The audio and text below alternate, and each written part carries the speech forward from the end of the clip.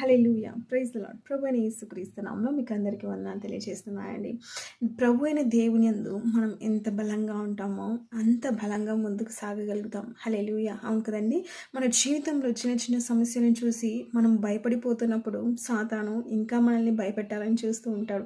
కానీ మనము మన యొక్క సమయాన్ని, మన యొక్క అవకాశాన్ని మనం వృధా చేసుకోకుండా దేవుడిచ్చిన తగ్గిన సమయమందు మనల్ని హెచ్చించినట్లుగా ప్రతి సమస్యలను మనం పోరాడుతూ ముందుకు సాగేవారుగా ఉండాలి. హల్లెలూయా! సోలిపోతూ ఉన్నట్లయితే దేవుడు కూడా మనల్ని చూసి బాధపడుతూ ఉంటాడంట. దేవుడు మన కొరకు ఎత్తిపెట్టిన గొప్ప ఆశీర్వాదాన్ని మనం సొంతం చేసుకోవాలంటే నిత్యము పోరాడుతూ గెలుస్తూ ముందుకు సాగుతూనే ఉండాలండి. హల్లెలూయా! అనుదినం మన పోరాటంలో మనకి దేవుడు మన వ్రేళ్లకు యుద్ధము నేర్పించే దేవుడంట కదండి.